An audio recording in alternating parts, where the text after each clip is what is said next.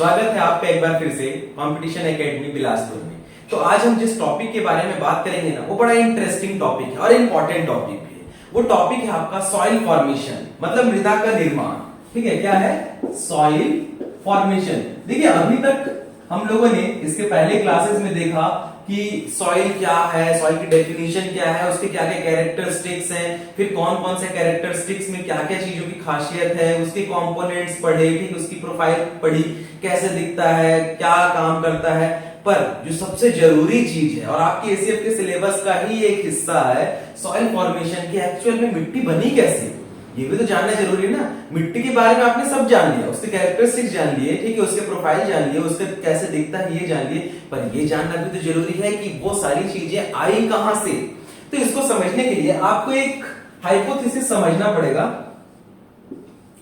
I hope कुछ लोगों को ये हाइपोथेसिस पता होगी, और अगर कुछ को नहीं पता है तो भी कोई बात नहीं, आज पता चल जाएगा। नेब्युलर हाइपोथेसिस, ठीक है, ये ब्रह्मांड के निर्माण से जुड़ी हुई बहुत बड़ी हाइपोथेसिस है। इसी में ब्रह्मांड के सारे राज छुपे हुए हैं।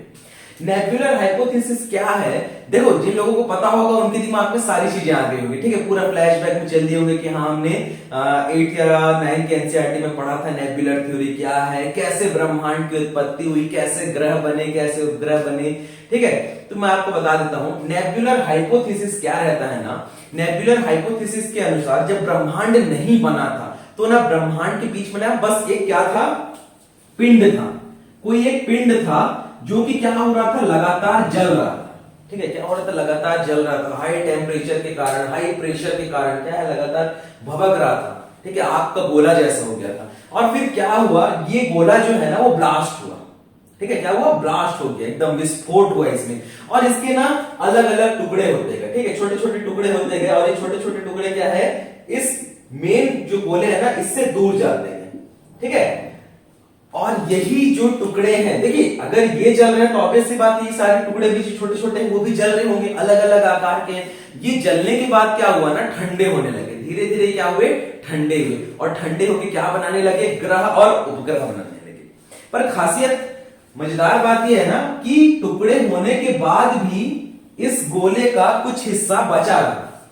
ठीक है, इस गोले का कुछ हिस्सा बचा रहा जो अभी भी जल रहा था, जो अभी भी जल रहा था, और इसी को क्या नाम दे दिया गया, सूरज, सन। और जो सारे छोटे छोटे टुकड़े हैं इन सारों को उपग्रह और ग्रह बोला गया। अब एक चीज, जब ये सूर्य से दूर जा रहे थे तो ना एक गुरुत्वाकर्षण बल लगाया गया, किसके द्वारा, सूर्य के द्वारा।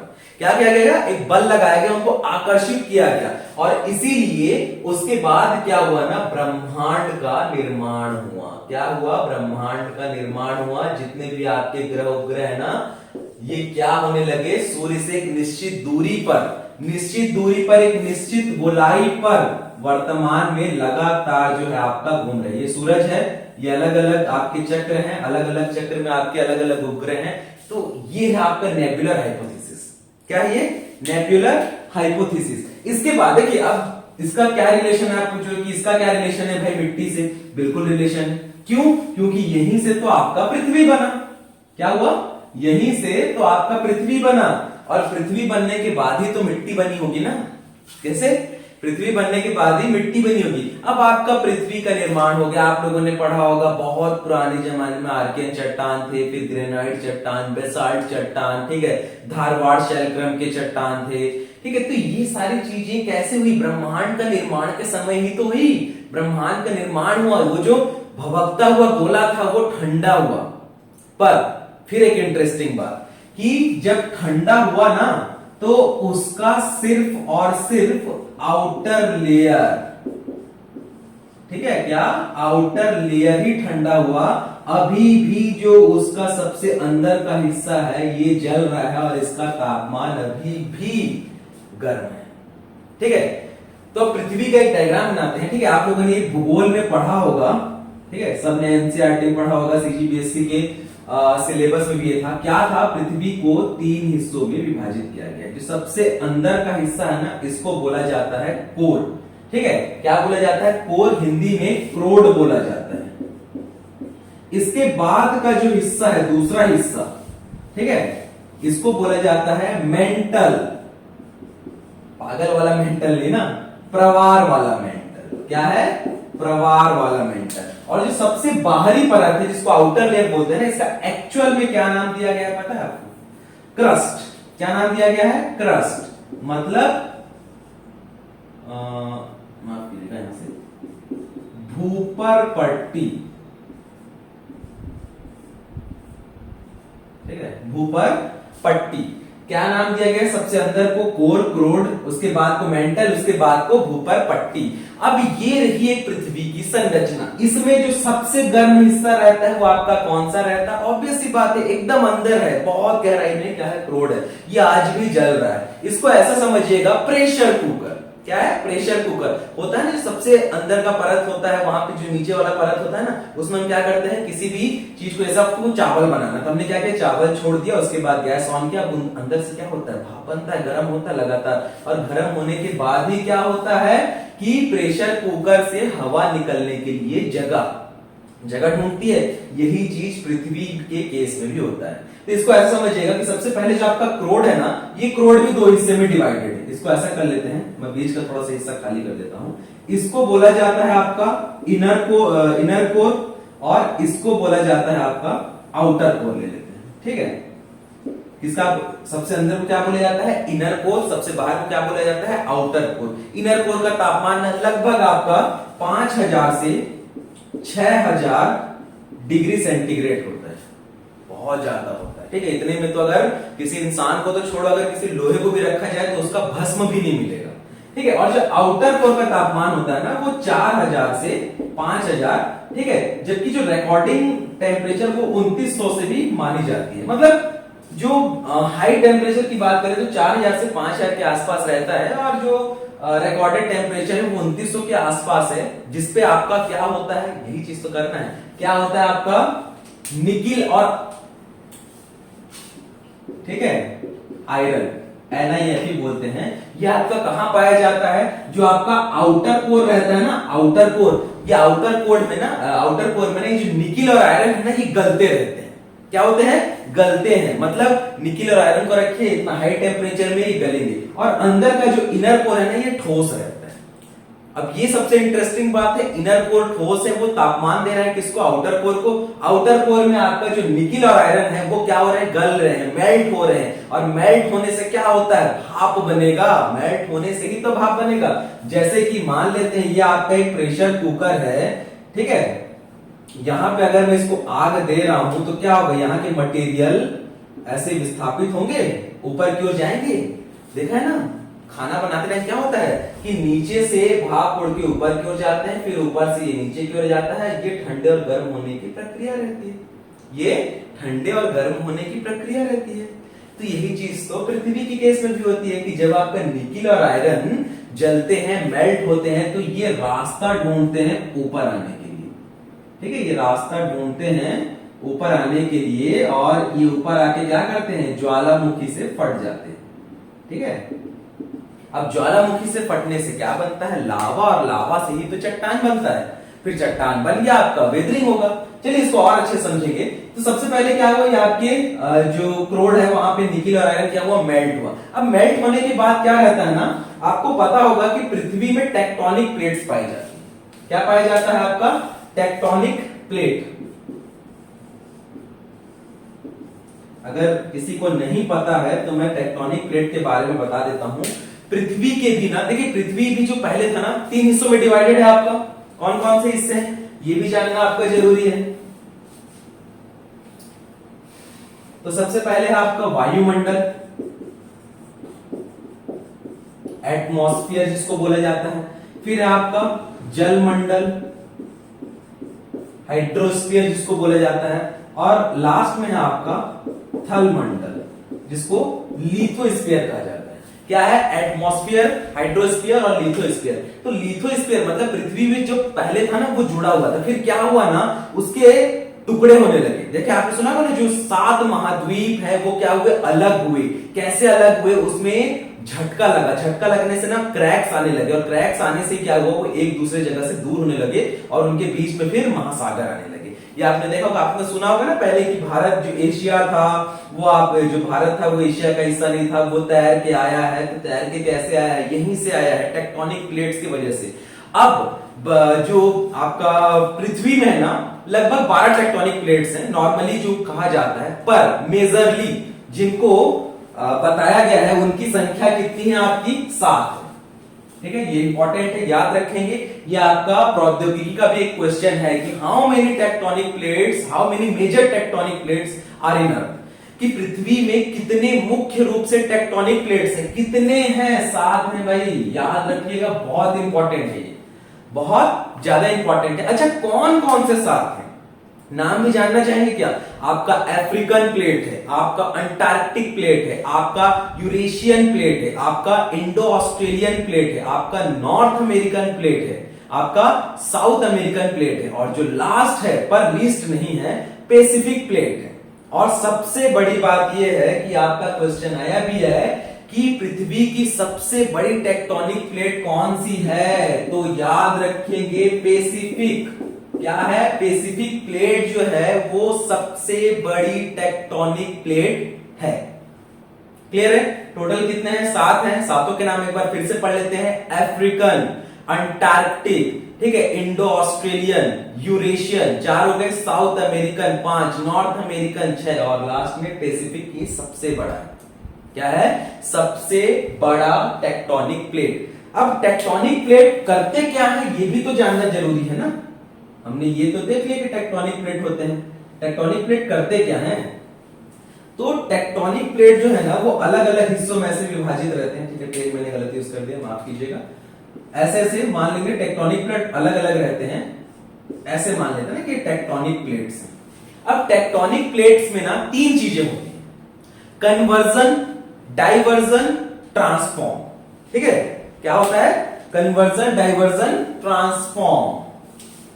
अब ये जरूरी क्यों है? क्योंकि यही तो मेन है आपके ज्वालामुखी के फटने का, भूकंप के आने का। कन्वर्जन या इसको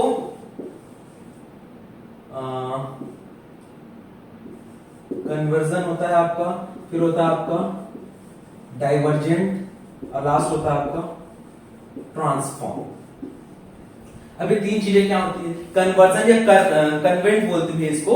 इसमें क्या होता है? टेक्टोनिक प्लेट्स जो है ना वो आपस में टकराते हैं। मान लेते हैं कि ये एक टेक्टोनिक प्लेट है, ये एक टेक्टोनिक प्लेट है, दोनों क्या होते हैं? आपस में टकराते हैं, एक दूसरे के सीधे में आके ऐसे टकराते हैं। टकराने से क्या होता है? आपका अर्थक्वेक आता है, जो भूकंप आता है ना वो इसी की वजह से आता है। कन्वर्जन जो कन्वेंट होते हैं, टकराते हैं एक दूसरे से, ऐसे टकराने से क्या होता है? आपका झटका लगता है। किसको? पृथ्वी को। और झटका लगने से क्या होता है? आपका भूकंप आता है। तो अगर आपको पूछा क्या भूकंप कैसे आता है, तो टेक्टोनिक प्लेट्स के टकराने से। दूसरा है डाइवर्जेंट। डाइवर्जेंट में क्या होता है ना, जस्ट इसका उल्टा। क्या होता है? ये एक दूसरे से दूर निकल जाते हैं, मतलब टेक्टोनिक प्लेट्स एक दूसरे से दूर निकल गए। अब देखिए, अगर टेक्टोनिक प्लेट एक दूसरे से दूर निकलेंगे तो बीच में एक जगह बनेगा। क्या बनेगा? बीच में एक जगह बनेगा इन दोनों में, और इसी जगह से आपका क्या निकलता है? लावा निकलता है।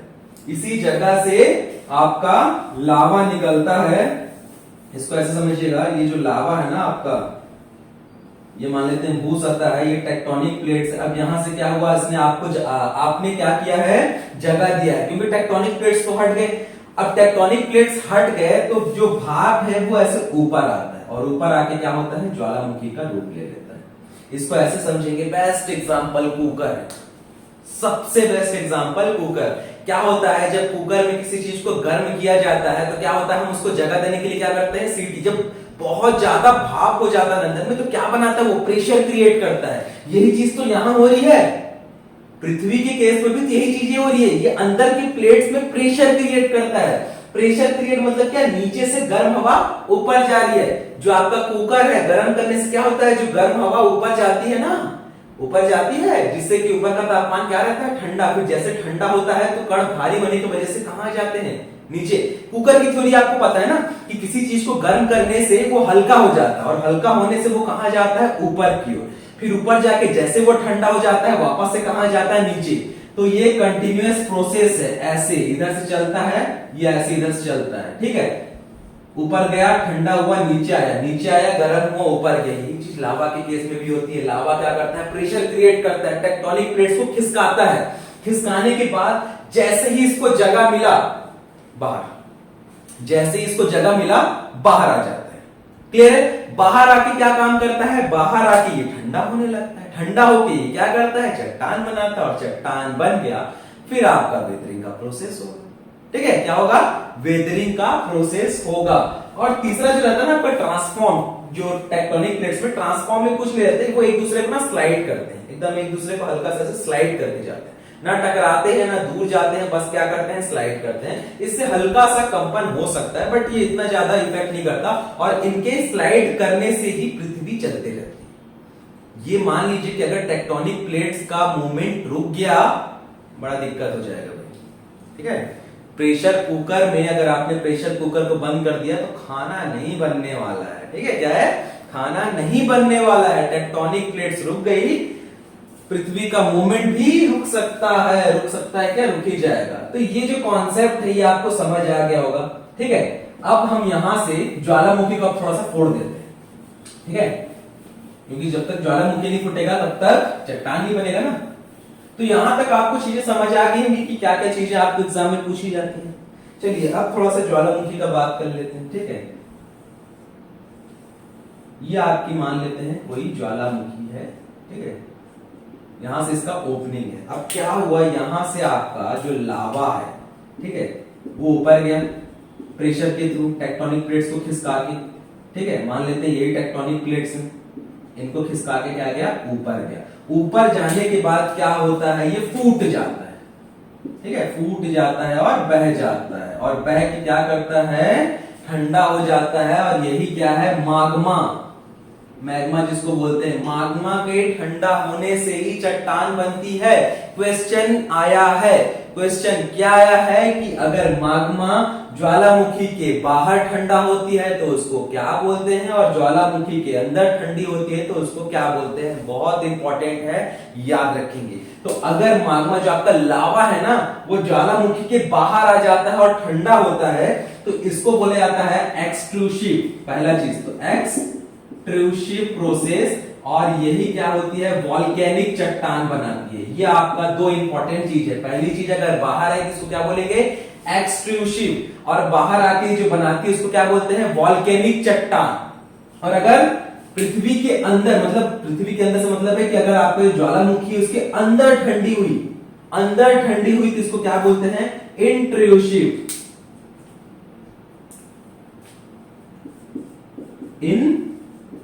इंट्रूसिव, और इसको बोलते हैं प्लूटोनिक। ठीक है, क्या बोला जाता है, प्लूटोनिक। बाहर हुआ तो वॉल्केनिक, अंदर हुआ तो प्लूटोनिक। बाहर हुआ तो वॉल्केनिक, अंदर हुआ तो प्लूटोनिक। क्लियर है, यहां तक बात समझ आ गई। ठीक है, अब देखिए ये कॉन्सेप्ट ही है आपके चट्टानों के बनने का। अब यहां तक आपका चट्टान बन गया। ठीक है, अब चट्टान के बनने के बाद अगला प्रोसेस देखते हैं। अगला प्रोसेस आपका क्या है,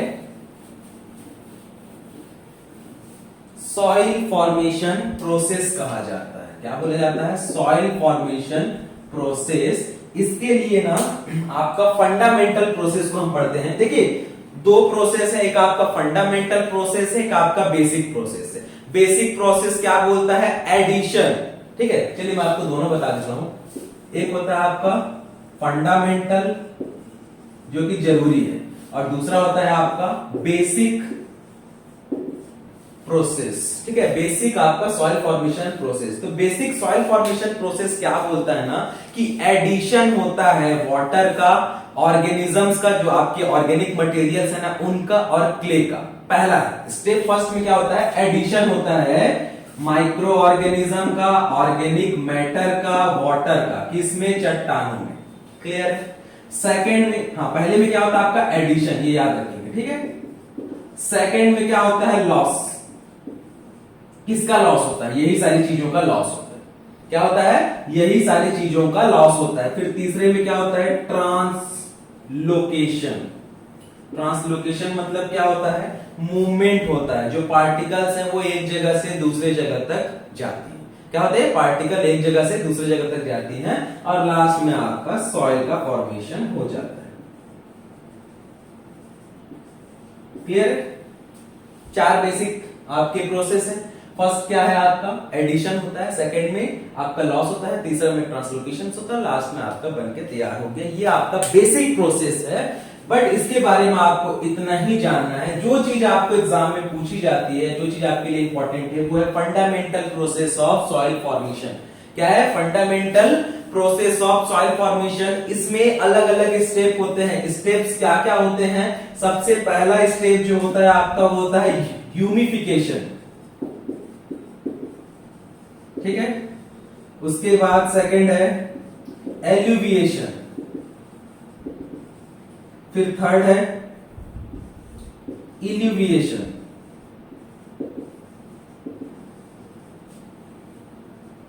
फिर है आपका ऑर्गेनिकेशन।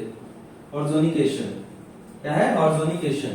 फिर है आपका ये 4 है ना, ये सबसे पहले तो ये 4 होते हैं इंपॉर्टेंट। उसके बाद ये डिवाइड हो जाता है वापस से किससे? ए जोनल में और जोनल में। तो ए जोनल को आप उतना मत देखिएगा, आपको जो पूछा जाता है वो। फिर होता है आपका कैल्सिफिकेशन,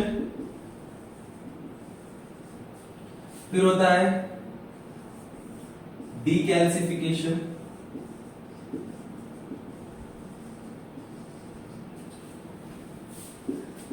फिर होता है आपका पॉर्जोलाइजेशन। एक एक को देखेंगे क्या क्या होता है, क्या क्या चीजें पूछी जाती हैं। फिर होता है आपका लेटराइजेशन,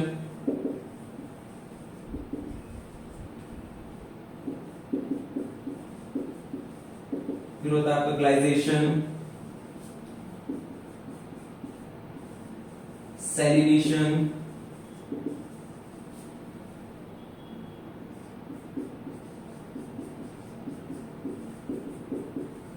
एल्केलाइजेशन, डी-एल्केलाइजेशन,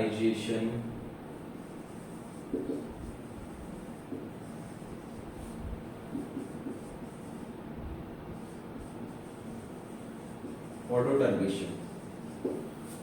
बहुत सारा है ना, लग रहा है इतना सारा प्रोसेस होता है। फंडामेंटल प्रोसेस ही तो ये है, एक एक चीजें होती हैं, लेकिन आपको पूरा डिस्क्रिप्शन नहीं पढ़ना है। आपको पढ़ना ये है कि हर प्रोसेस में क्या चीजें हो रही है, क्या चीजें नहीं हो रही हैं, जो आपको जरूरत के लिए। सबसे पहला ह्यूमिफिकेशन, नाम से समझ आ रहा है ह्यूमस, ठीक है, ऑर्गेनिक मटेरियल। इसमें क्या होता है ह्यूमिफिकेशन में कि आपका जो डिकम्पोजिशन और पार्शियली डिकम्पोजिशन का प्रोसेस होता है। क्या होता है? कॉम्पोजिशन और पार्शियली डिकम्पोजिशन का जो है वो प्रोसेस होता है। मतलब आपका यहाँ जो ऑर्गेनिक मटेरियल है ना, जो आपके कार्बनिक पदार्थ है, उनका क्या होता है? अपघटन होता है। अपघटन होने के बाद जो सबसे पहला हॉरिजन आपका ऑर्गेनिक हॉरिजन था ना, उसका निर्माण हो जाता है, ठीक है। उसके बाद होता है एल्यूविएशन। देखिए एल्यूविएशन और इल्यूविएशन तो आप बहुत अच्छे से पढ़े होंगे, ठीक है। एल्यूविएशन हम ए संस्तर को बोलते थे, इल्यूविएशन हम बी संस्तर को बोलते थे। दोनों में क्या होता था? एल्यूविएशन में होता था वॉशिंग आउट, मतलब जो भी आपके एलिमेंट्स हैं वो क्या होते हैं? लीचिंग के थ्रू नीचे चले जाते थे। क्या होते थे? लीचिंग के थ्रू नीचे चले जाते थे। कौन कौन से एलिमेंट्स थे आपके? देखिए बहुत सारे एलिमेंट था आपका, क्ले पार्टिकल था, एल्युमिनियम था, ऑक्साइड्स थे। ये कहां जा रहे थे? नीचे जा रहे थे। इसके बाद आपका इल्यूविएशन था। इल्यूविएशन में क्या हो रहा था? वॉशिंग इन, जो चीज आपका ऊपर से लीचिंग के थ्रू नीचे आ रहा था उसको हम क्या कर रहे थे? एक्यूमुलेशन, स्टोर करके रख रहे थे, डिपॉजिट कर रहे थे। क्या चीजें डिपॉजिट कर रहे थे? हम जो भी आपके कार्बोनेट्स है, जो सल्फेट्स है, उनको डिपॉजिट कर रहे थे। तो ये आपका क्या हो गया? इल्यूविएशन। फिर है आपका हॉरिजोनिकेशन, मतलब हॉरिजोन्स का हॉरिजोनिकेशन है ये। हॉरिजोनिकेशन मतलब जो हॉरिजोन्स है ना, उसका निर्माण होता है। इस प्रक्रिया में आपके विभिन्न जो मृदा के संस्तर हैं, इनका निर्माण होना शुरू हो जाता है। ओ संस्तर, ए संस्तर, ई संस्तर, बी संस्तर, सी संस्तर, आर संस्तर। इसमें क्या होता है? हॉरिजोन्स का निर्माण होने लगता है। उसके बाद कैल्सिफिकेशन। देखिए नाम से समझ आ रहा है, कैल्सिफिकेशन, कैल्शियम। कैल्शियम का क्या होता है? एडिशन ऑफ कैल्शियम, मतलब आपके जो सॉइल के संस्तर रहते हैं ना, वहां पे कैल्शियम का एडिशन होता है। अच्छा, कैल्शियम किस फॉर्म में रहता है? तो हमने पढ़ा था deposition of calcium carbonate and calcium sulphate. क्या है? Deposition of calcium carbonate and calcium sulphate, मतलब कैल्सिफिकेशन में आपका कैल्शियम का एडिशन होता है। और डीकैल्सिफिकेशन जस्ट नाम का उल्टा, इसमें लॉस हो जाता है। जो आपका कैल्शियम एक्यूमुलेट होके था वो लॉस हो जाता है, चला जाता है, और इसी को क्या बोलते हैं? डीकैल्सिफिकेशन। फिर आपका पॉडजोलाइजेशन। देखिए पॉडजोलाइजेशन एक रशियन वर्ड है, ठीक है, जिसको इसको डिवाइड किया गया है पॉड। पॉड का मतलब होता है अंडर, किसका मतलब होता है? पॉड का। और जोल का मतलब होता है ऐश, मतलब ऐश लाइक। इसमें क्या होता है ना, आपके जो पार्टिकल्स रहते हैं, कुछ पार्टिकल्स जिसको क्या बोलते हैं? आयरन और एल्यूमिनियम, आयरन एंड एल्यूमिनियम, ठीक है। सेस्कोसाइड बोला जाता है इसको, सेस्क्विनो ऑक्साइड, ठीक है। क्या बोलते हैं? सेस्क्विनो ऑक्साइड। ये जो रहता है ना सेस्क्विनो ऑक्साइड, ये क्या करता है ना, नीचे आने लगता है। कहां से नीचे आने लगता है? आपके संस्तर से। मतलब आपके जो ऑर्गेनिक मटेरियल और जो सेस्क्विनो ऑक्साइड है, सेस्क्विनो ऑक्साइड में आपका क्या होगा? आयरन और जो एल्युमिनियम है ना, ये ऊपरी संस्तरों से नीचे के थ्रू कहां आ जाते हैं? नीचे आ जाते हैं। और ऊपर संस्तर में क्या बच जाता है? आपका कैल्शियम बच जाता है, ठीक है। बाकी ये दोनों चीजें कहां जाती हैं? नीचे आ जाती हैं, जिससे कि आपका जो सॉइल है ना वो डिस्टिंक्टली प्योर हो जाता है, एसिडिक हो जाता है। किसके वजह से? क्योंकि आपके जो क्षार है वो तो नीचे आ गए। क्षार कहां है? लीचिंग के थ्रू नीचे आ गए, तो ऊपर आपका क्या बच गया? एसिडिक। तो आपका जो सॉइल है ना वो पॉडजोलाइजेशन के द्वारा डिस्टिंक्टली आपका क्या हो जाता है? एसिडिक हो जाता है।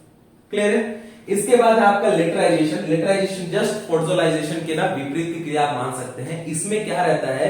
आपके जो सिलिका ऑक्साइड्स रहते हैं, क्या रहते हैं? सिलिका जो ऑक्साइड्स रहते हैं ना, वो अब क्या होंगे? नीचे आएंगे। और जो आपका सेस्क्विनो ऑक्साइड्स है वो कहां जाता है? ऊपर के संस्तर में संचय होने लगता है। देखिए लॉस एड ट्रांसलोकेशन, यही तो हम बेसिक प्रोसेस में क्या पढ़े थे कि पहले ऐड होंगे, फिर लॉस होंगे, फिर ट्रांसलोकेशन होगा, मतलब एक जगह से दूसरी जगह तक मूवमेंट। यही चीज तो बार बार हो रही है कि पहले कोई चीज क्या हो रही है? वॉशिंग आउट के थ्रू नीचे जा रही है, फिर क्या हो रहा है? एक्यूमुलेशन के थ्रू वो कलेक्ट हो रहा है, फिर क्या हो रहा है? मतलब कॉम्पोजिशन बदल रहा है, ठीक है। तो लेटराइजेशन, पॉडजोलाइजेशन। लेटराइजेशन मैंने बोला ना पॉडजोलाइजेशन की विपरीत किया। इसमें क्या रहता है? जो आपका सिलिका ऑक्साइड है वो नीचे आ जाता है और ऊपर क्या बच जाता है? आपका सेस्क्विनो ऑक्साइड। और यहां पे जो आपको क्वेश्चन पूछा गया है कि लेटराइजेशन में ब्रिक्स का निर्माण होता है, मतलब हार्ड लाइक स्ट्रक्चर। जो आपकी मिट्टी है ना वो थोड़ी सी कठोर हो जाती है। क्या हो जाती है? थोड़ी सी कठोर हो जाती है। इसके बाद आपका ग्लाइजेशन जो है, ग्लाइजेशन मतलब आपने देखा होगा कि जो कुछ मिट्टी रहती है वो आपको हरी हरी दिखाई देती है, हल्का सा उसके ऊपर में एक ऐसा लगता है कुछ हरा हरा पदार्थ आ गया, मिट्टी आपको हरी दिखाई देने लगती है, ठीक है। या फिर हल्की अजीब टाइप की भूरी टाइप की, मतलब स्ट्रक्चर एकदम नॉर्मल मिट्टी सा अलग दिखाई देने लगता है, उसी को क्या बोलते हैं? ग्लाइजेशन। ग्लाइजेशन में क्या होता है ना, आपका खराब ड्रेनेज सिस्टम के कारण जो मिट्टी है वो खराब हो जाती है, ठीक है। Poor, because of poor drainage system the soil will be poor, बहुत ज्यादा बेकार हो जाती है, और जिससे कि उसका कलर हल्का सा ग्रीन या फिर ग्रे कलर का होने लगता है, ठीक है। क्या है? ग्रे कलर या हल्का ग्रीन कलर होने लगता है, इसी को ग्लाइजेशन बोलते हैं। याद रखेंगे किसके वजह से होता है? पुअर ड्रेनेज के वजह से, बहुत खराब जल निकास की वजह से होता है। क्यों? क्योंकि बहुत खराब जल निकास होने से माइक्रो ऑर्गेनिजम्स की पॉपुलेशन बढ़ जाती है, और माइक्रो ऑर्गेनिजम्स को तो फिर पता ही है ना भाई, सूक्ष्म जीव हैं तो हल्का तो मचाएंगे। उसके बाद होता है आपका सेलेनाइजेशन, ठीक है। सेलेनाइजेशन, सेलेनाइजेशन मतलब क्या रहता है ना? एडिशन ऑफ सॉल्युबल सॉल्ट, मतलब मिट्टी में जो आपके घुलनशील लवण है उनकी मात्रा बढ़ जाती है। और देखिए सेलेनाइजेशन से मिट्टी की फिजिकल कंडीशन में ना प्रभाव पड़ता है। देखिए जैसे ही आपके सॉल्ट ऐड होंगे, पुअर क्वालिटी का आपका सॉइल हो जाएगा, आपका ड्रेनेज खराब हो जाएगा, और ये मेनली एरिड जोन में होता है जहां पानी की कमी होती है, मिट्टी सूखने लगेगा, फिजिकल कंडीशन डैमेज होने लगेगी सेलेनाइजेशन के थ्रू। इसके बाद होता है एल्केलाइजेशन, ये तो सेलेनाइजेशन का भी बात है, ठीक है। यहां पे क्या हो रहा था? आपके एडिशन ऑफ सॉल्युबल सॉल्ट हो रहे थे ना। एल्केलाइजेशन में क्या होता है पता है? Addition of strong sodium ions, मतलब यहां पे तो सिर्फ सॉल्ट ऐड हो रही थी, यहां पे तो स्ट्रॉन्ग सोडियम आयंस ऐड हो रहे हैं। स्ट्रॉन्ग सोडियम आयन में क्या होता है पता है? आपका जो सॉइल का पीएच है, सॉइल का जो पीएच है वो 8.5 से ज्यादा हो जाता है, 8.5 से आपका ज्यादा हो जाता है, और इसकी वजह से आपकी मिट्टी की पूरी फिजिकल कंडीशन खराब हो जाती है। आपका मिट्टी कृषि कार्य के लायक ही नहीं रहता है। मतलब ये बोलते हैं जो बंजर भूमि बोलते हैं ना, बेस्ट बंजर भूमि, वो एल्कलाइजेशन की वजह से ही होता है। क्योंकि उसमें इतने स्ट्रॉन्ग आपके सोडियम के आयंस जो है वो ऐड हो जाते हैं। अब सोडियम के अलग अलग आयंस ऐड हो सकते हैं, ठीक है, जिनकी वजह से क्या उसकी फिजिकल कंडीशन बिल्कुल ही यार खराब हो जाती है, डैमेज हो जाती है। फिर आपका डीएल्केलाइजेशन, ये प्रक्रिया है वापस से क्या है, सोडियम के आयंस को हटाने का। देखिए मिट्टी में भी क्षमता है भाई कि वो अपने हिसाब से चीजों को कम या ज्यादा कर सकती है, पर इसमें मदद कौन करेंगे, जब इसके बाद हम फैक्टर्स पढ़ेंगे। ऑर्गेनिजम्स मदद करेंगे, क्लाइमेट्स मदद करेंगे, आपकी टोपोग्राफी मदद करेगी, ठीक है, आपका टाइम मदद करेगा, ठीक है। इसके बाद लास्ट में है पोडोटर्बिशन, इसको पेडोटर्बिशन भी कहा जाता है, ठीक है, पोडोटर्बिशन या पेडोटर्बिशन। इसमें क्या होता है, मिक्सिंग ऑफ सॉइल। अब आपकी मिट्टी बन चुकी है, आपकी मिट्टी बन चुकी है, पेडोटर्बिशन भी इसको बोला जाता है, ठीक है। पेडोटर्बिशन में आपका क्या होता है ना, जो मिट्टी है वो मिक्स होती है, और इसको मिक्स करने के लिए दो चीजें मदद करते हैं, ठीक है, दो चीजें मदद करते हैं, फ्लोरा फौना। या आपको बायोलॉजी में भी पूछा जाता है, या आपको एग्रीकल्चर में भी पूछा जाता है, या आपको एनवायरमेंट साइंस में भी पूछा जाता है, या आपको फॉरेस्ट्री में भी पूछा जाता है। चारों के चारों चीजों में फ्लोरा और फौना पूछा जाता है, ये बहुत इंपॉर्टेंट, याद रखेंगे। फ्लोरा का मतलब क्या होता है, प्लांट्स, माइक्रो ऑर्गेनिजम्स, फॉरेस्ट, ठीक है, ये सारी चीजें किसके अंतर्गत आती है, फ्लोरा के अंतर्गत। फौना के अंतर्गत क्या आता है आपका, आंट्स आते हैं, रोडेंट्स आते हैं, ठीक है, इंसेक्ट्स आते हैं। अब ये होते क्या है ठीक है, ये होते क्या है, तो होते ये है कि ये जरूरी नहीं है ना कि सॉइल फॉर्मेशन में, ये हर चीज में, एग्रीकल्चर में भी फ्लोरा और फौना रहता है, फॉरेस्ट में भी फ्लोरा और फौना रहता है, एनवायरमेंट में भी फ्लोरा और फौना रहता है। ये इकोसिस्टम के हिस्से हैं कि जितने भी आपके प्लांट्स आएंगे या माइक्रो ऑर्गेनिजम्स आएंगे या जो फॉरेस्ट आएंगे, ये सारे किसके अंतर्गत आएंगे, आपके फ्लोरा के अंतर्गत। फौना के अंतर्गत कौन सा आएंगे, आपके इंसेक्ट्स आएंगे, रोडेंट्स आएंगे, आंट्स आएंगे, सारे किसके अंतर्गत आएंगे, आपकी फौना के अंतर्गत।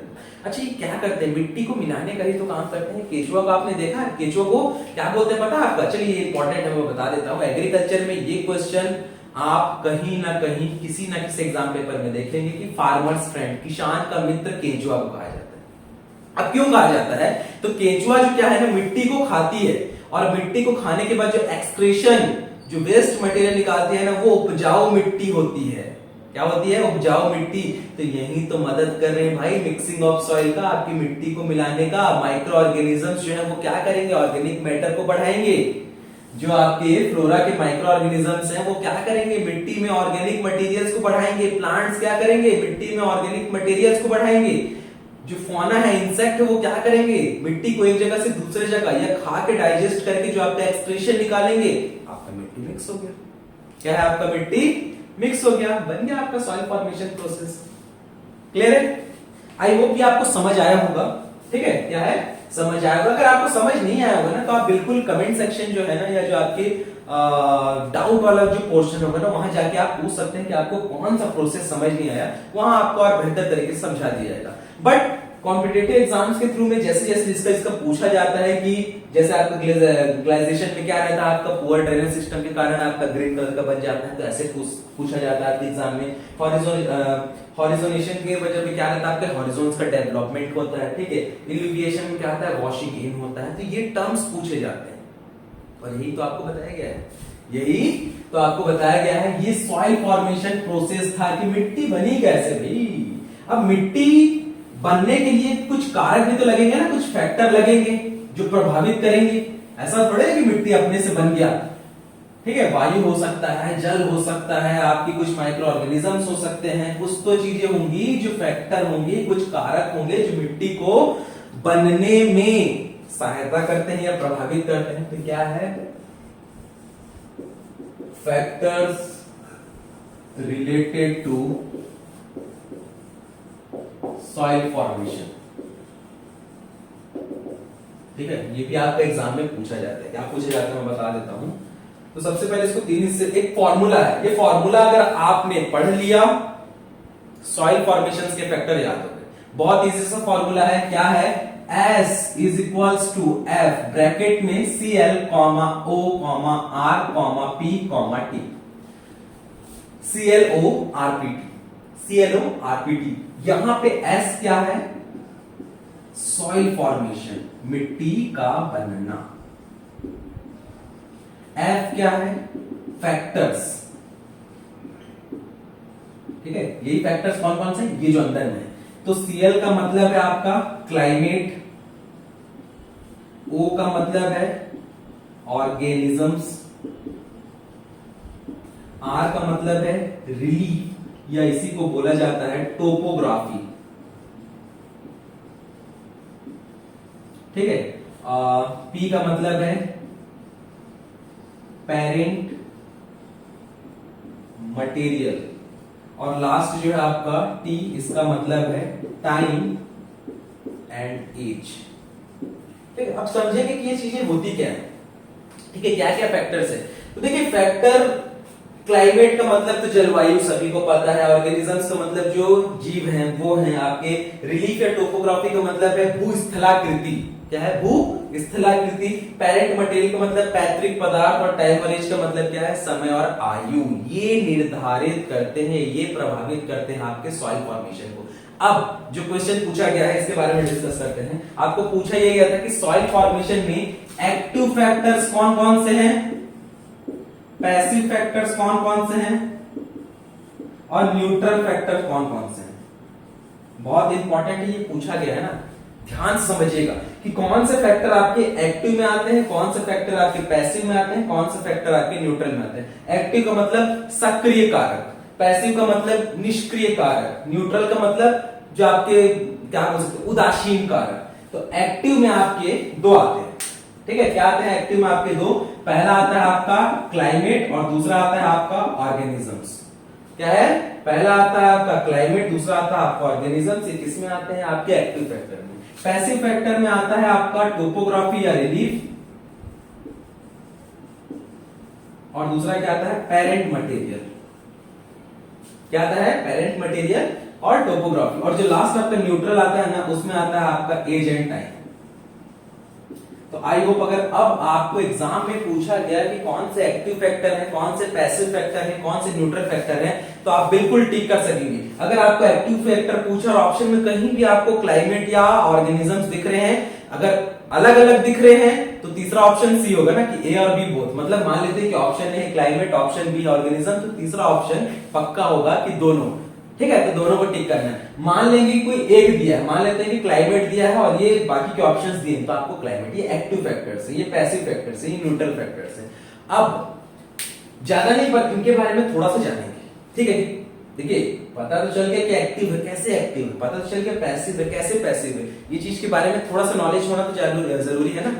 तो बात करते हैं क्लाइमेट से। क्लाइमेट कैसे है, सीधा सीधा तौर पे एकदम डायरेक्टली एक्टिवली क्या इफेक्ट करता है सॉइल फॉर्मेशन को। क्यों? क्योंकि क्लाइमेट में आपका क्या आएगा, वर्षा आएगा, रेन्स होंगे, विंड्स होगा, आपका हवा चलेगी, ठीक है, टेम्परेचर्स होगा, तापमान, और यही चीजों से तो आपकी कोई भी चट्टान टूटेगी।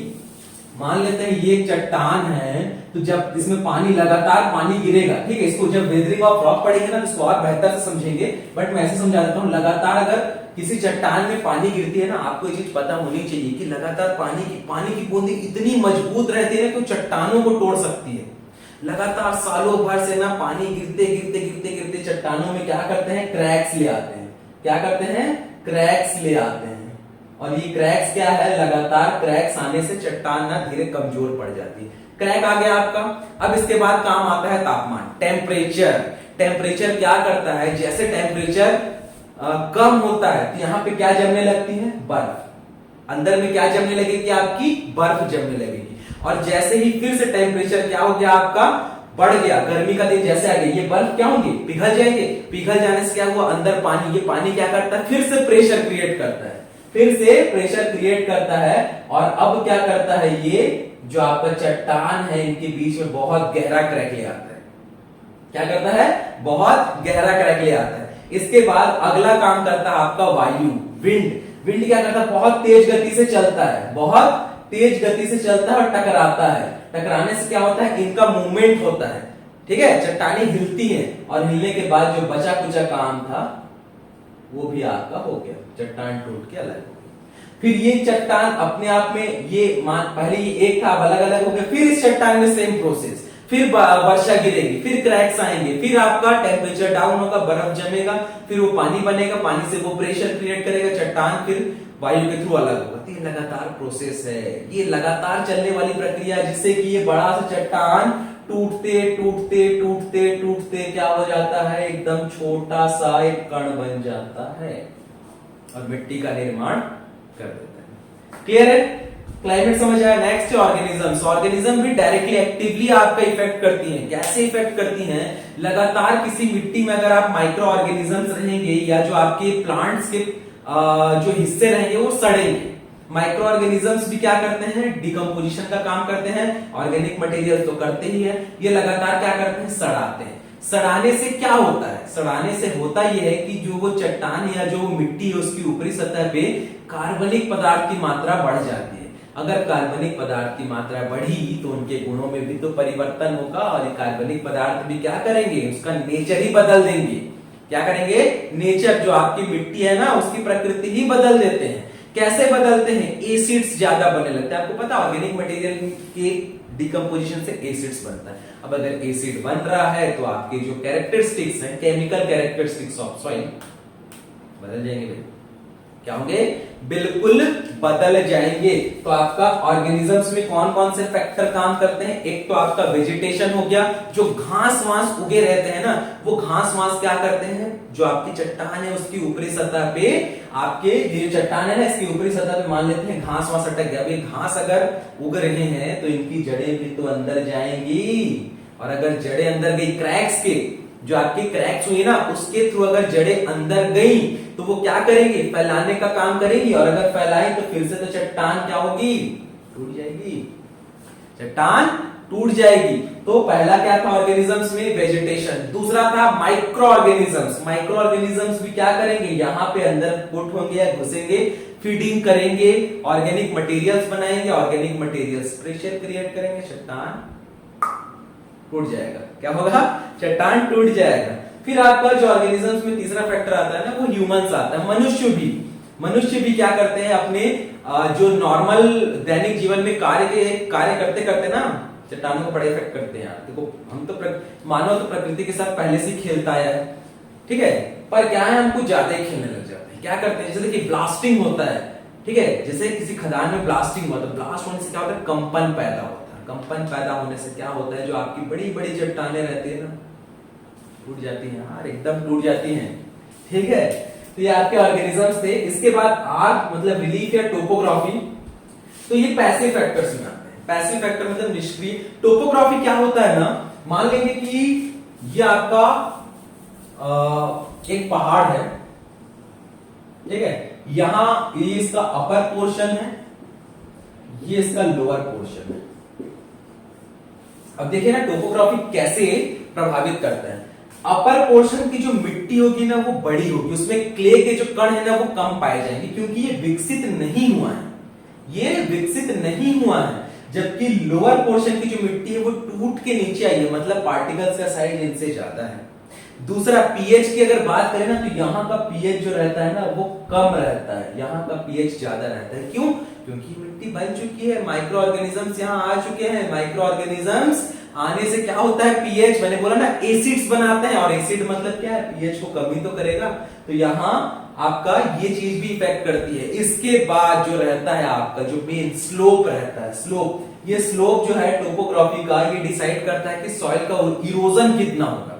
क्या होगा, सॉइल का इरोजन। जितना ज्यादा स्लोप उतना ज्यादा मिट्टी क्या होगी, एकदम लुढ़क लुढ़क के क्या होगी, बहुत तेजी गति से आगे जाएगी, बहुत तेज गति से आगे जाएगी, जिससे कि आपके चट्टान के बनने की प्रक्रिया या जो समय रहता है वो भी निर्भर करती है। अब मान लेते हैं कि आपका पहाड़ की जगह टोपोग्राफी जो है स्थलाकृति वो समतल है, हल्की सी उबड़ खाबड़ है, समतल है। तो अब आप सोचिए यहां से मिट्टी को यहां तक जाने में कितना वक्त लग सकता है, जबकि पहाड़ से यहां जाने में कितना वक्त लगेगा। तो ये टोपोग्राफी जो स्थलाकृति है ना वो भी आपका क्या है, मृदा निर्माण को प्रभावित करती है। ठीक है, नेक्स्ट है आपका पेरेंट मटेरियल। देखिए ये तो बहुत इंपॉर्टेंट है, पेरेंट मटेरियल जो है वो बहुत जरूरी है।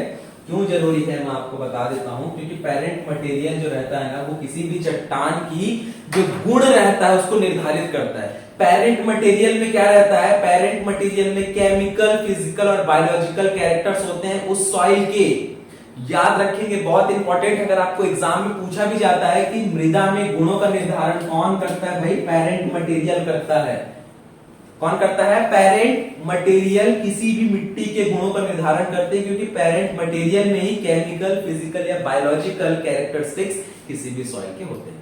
अब ये पेरेंट मटेरियल भी ना 3 टाइप के होते हैं। पहला होता है आपका रेसिडुअल, दूसरा होता है आपका ट्रांसपोर्टेड, और तीसरा होता है आपका बायोलॉजिकल। रेसिडुअल, ट्रांसपोर्टेड और आपका biological parent material. Residual parent material मतलब ना कि जो आपका पेरेंट मटेरियल है वो किसी एक स्थान पे बहुत लंबे अवधि के लिए रहता है। ठीक है, किसी एक स्थान पे बहुत लंबे अवधि के लिए रहता है। उसके जो कण रहते हैं वो एक जगह से दूसरे जगह तक बहुत देर, बहुत वक्त लगता है उनको एक जगह से दूसरे जगह तक विस्थापित होने में। जैसे कि इसके एग्जांपल में है आपके इग्नियस चट्टान, ठीक है, रॉक्स ले लेते हैं। इग्नियस रॉक्स होता है, फिर मेटामॉर्फिक रॉक होता है, सेडिमेंट्री रॉक होता है। मतलब जितने भी चट्टाने रहते हैं ना वो रेसिडुअल में होती है। देखिए चट्टानों को मैंने बोला टूटने में बहुत वक्त लगता है, वो एक जगह से दूसरी जगह ना बहुत देरी से पहुंचते हैं। दूसरा है आपका ट्रांसपोर्टेड। अब जो चट्टान टूट गए वो एक स्थान से दूसरे स्थान तक मूवमेंट करेंगे। पहले में क्या था, चट्टान एक ही जगह पे बहुत लंबे वक्त के लिए थे। अब चट्टान टूट गया, क्या है, चट्टान टूट गया और एक जगह से दूसरे जगह तक पहुंच गई। ये ए प्लेस था, ये बी प्लेस था। पहले वाले कंडीशन, रेसिडुअल कंडीशन में आपका क्या था कि जो चट्टान थी वो एक ही जगह पे बहुत लंबे समय के लिए थी। ट्रांसपोर्टेड में क्या रहता है, ये चट्टान टूटकर एक जगह से दूसरे जगह तक पहुंच जाती है। तीसरा बायोलॉजिकल, जब चट्टान एक जगह से दूसरे जगह तक पहुंच जाती है तो उनका माइक्रो ऑर्गेनिजम्स के द्वारा डीकंपोजिशन या पार्शियली डीकंपोजिशन से जो मटेरियल बनाया जाता है वो बायोलॉजिकल पेरेंट मटेरियल है। ठीक है, क्या है बायोलॉजिकल पेरेंट मटेरियल? कैसे है, जब सॉइल आप पढ़ रहे थे, ठीक है, 50% हमने सॉलिड को डिवाइड किया तो 5% आपका क्या था, ऑर्गेनिक मटेरियल ही तो था। ये ऑर्गेनिक मटेरियल यहीं से तो बनता है भाई, ये ऑर्गेनिक मटेरियल यहीं से तो बनता है। तो ये क्या था आपका पेरेंट मटेरियल। लास्ट का जो बचा था ये age and time. Age and time क्या रहता है ना, न्यूट्रल, उदासीन फैक्टर रहता है, ज्यादा इफेक्ट नहीं करता। क्यों? क्योंकि जो समय और आयु है मिट्टी की, ये निर्भर करती है कि आपकी प्रक्रिया कितनी तेज है या कितनी धीमी है। अगर एक मैं नॉर्मल सॉइल की बात करूं ना तो एक इंच मिट्टी को बनने में, ये भी आपका क्वेश्चन पूछा गया है कि 1 इंच मिट्टी को बनने में कितना वक्त लगता है, तो लगभग, जान के हैरानी होगी, ठीक है, हैरानी क्या, एकदम शॉक ही हो जाओगे आप, 500 से 1000 साल लगता है 1 इंच मिट्टी को बनने में। कितना लगता है? 500 से 1000। अब ये 500 कब रहता है? जब आपका कंडीशन फेवरेबल हो, जब आपकी ये जो सारे एक्टिव और पैसिव फैक्टर्स है ना ये सुचारू रूप से काम कर रहे हैं। और 1000 वक्त कब लगता है? जब आपकी विपरीत परिस्थितियां हो, ना हवा ना क्लाइमेट वहां पे इफेक्ट कर रहा है, ना आपकी टोपोग्राफी सही है, ना आपके ऑर्गेनिज्म साथ दे रहे हैं, तो इसमें वक्त कितना लग जाता है? 1000 साल के आसपास लगता है। तो 5000 से 1000 साल क्या लगता है 1 इंच मिट्टी को बनने में। और ये आयु का निर्धारण भी तभी होता है जब मिट्टी, देखिए, जितने अधिक संस्तर पाए जाएंगे, हॉरिजोन्स पाए जाएंगे, वो मिट्टी उतनी पुरानी कही जाएगी। ठीक है, हॉरिजोन्स जब हम पढ़ रहे थे तो हमने देखा था ना, क्या देखा था हॉरिजोन्स में? ओ हॉरिजोन था, ए हॉरिजोन था, ई हॉरिजोन था, बी हॉरिजोन था, सी हॉरिजोन था, आर हॉरिजोन था। मैंने बताया था कि मेनली 3 हॉरिजोन रहते हैं, ए रहता है, बी रहता है और सी रहता है। तो ये O जो हो गया, ये A E हो गया, ये जो R हो गया, कहां से आते हैं? ये वक्त के साथ आते हैं। मिट्टी और जितना ज्यादा बनती है ना उतना ज्यादा वक्त, मतलब जितने ज्यादा वक्त लगती है मिट्टी के हॉरिजोन्स उतने ही अच्छे बनते हैं। वो आपने सुना ना कि लोहे को पीटते रहो, जितना पीटोगे वो उतना ही बेहतर कुछ बना के दिखाएगी। सेम ये चीज होता है कि मिट्टी जितना वक्त लेती है वो अपने आप को उतना निखारती है। क्या करती है? उतना निखारती है और बेहतर हॉरिजोन्स बनाती है। ठीक है, तो ये आपका क्या रहता है? एज और टाइम का जो न्यूट्रल फैक्टर रहते हैं, जो इफेक्ट करते हैं आपके सॉइल फॉर्मेशंस को, वो है। तो आज की क्लास आपके मिट्टी के बनने से लेके मिट्टी के बनने में क्या क्या प्रक्रियाएं थी से लेकर कौन कौन से कारक इसको प्रभावित करते हैं, ये था। तो सॉइल फॉर्मेशन का जो आपका टॉपिक है वो पूरा क्लियर होता है। अगर आपको इस टॉपिक की बात कोई भी डाउट होता है ना तो आप बिल्कुल कमेंट सेक्शन में बताइए कि हमें ये चीज समझ नहीं आ रही है, हम वहां पे आपके डाउट्स को क्लियर करेंगे। तो आज की क्लास यही रोकते हैं। ठीक है, आई होप आज आपको बहुत अच्छा लगा होगा कि सॉइल फॉर्मेशन इंटरेस्टिंग टॉपिक है कि मिट्टी कैसे बनी थी। देखिए ब्रह्मांड के बनने से लेकर मिट्टी के बनने की प्रक्रिया बहुत लंबी है, बहुत सालों से चलती आ रही है और ये अभी भी चल रही है। मैंने बोला ना, सोल ऑफ इन्फिनाइट लाइफ, अनंत जीवन की आत्मा सॉइल इसीलिए कहा जाता है। ये लगातार होता अनंत जीवन, जब तक ये ब्रह्मांड खत्म नहीं हो जाएगा ना, ये जो हमारी जन्मभूमि है, जो मिट्टी है, वो समाप्त नहीं होगी। ठीक है, आज क्लास यही होते हैं। Thank you so much.